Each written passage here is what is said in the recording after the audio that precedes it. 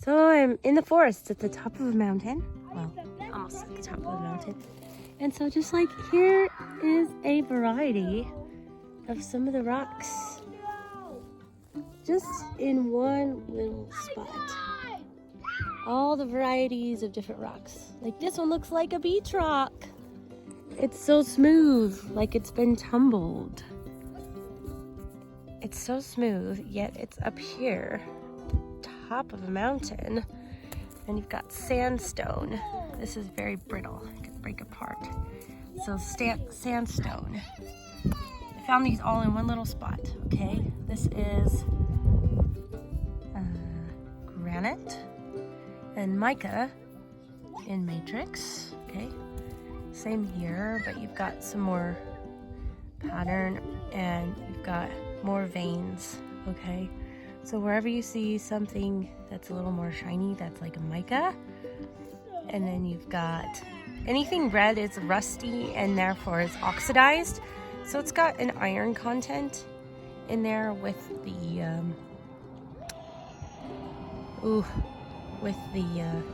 granite, okay? And there could be also some crystal formation similar to this one. Just a different variety, but you've got like this layer of something like a limestone or crystal, and that was like layered in between the granite.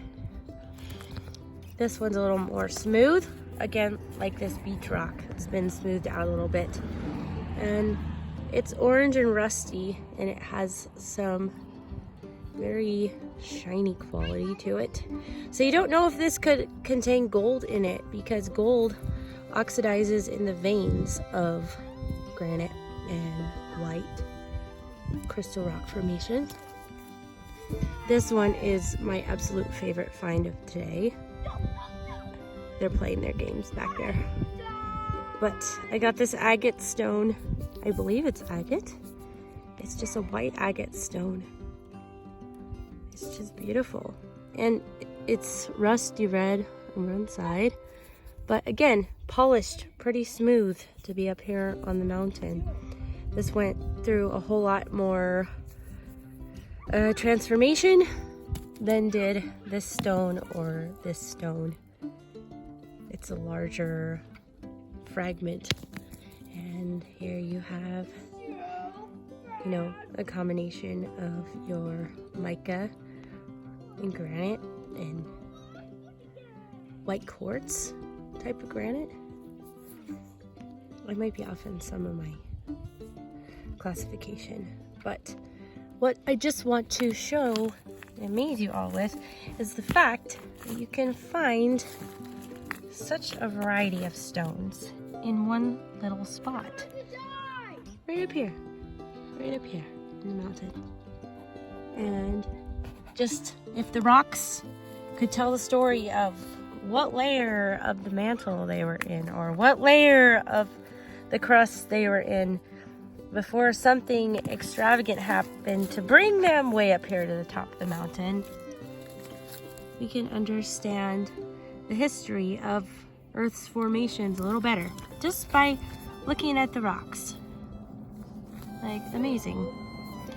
Tumbled and shined, yet it's up here. Beautiful, beautiful, beautiful day. Beautiful, beautiful day. So that's a little bit of geology with Adventure Family. I'll make some more geology videos, but just if you want to study geology, get out, explore, find some rocks, and do a little tracing of what types of rocks you find, and figure out like what conditions did the rocks have to go through to become the form that they are, and you know, how many layers deep was this rock? How many layers deep was this stone? How many layers deep was this stone? Or maybe it was on the surface. Maybe at one point this was in the ocean and it made its way all the way up here during the formation of these mountains. And I'll tell the bigger picture when we look at an aerial map of the California mountains and how the northern Pacific tectonic plate had something to do with how these rocks got up here. Anyways, have a blessed day! Adventure Family out. We live on the beautiful planet Earth. It is full of life. The planet itself is a living, breathing, planetary organism. We've got some hot magma, a molten core, a magnetic core, and on the surface is floating rock, hardened magma that shifts and contracts. It bends and folds with the ever-changing pressures and undersurface environments. We are able to discover how the Earth behaves over time with the glorious gift of satellite imaging. So we can study, where are these rocks from? From where have they traveled? We can use micro and macro tools to investigate what our Earth has been doing and what will it do in the future.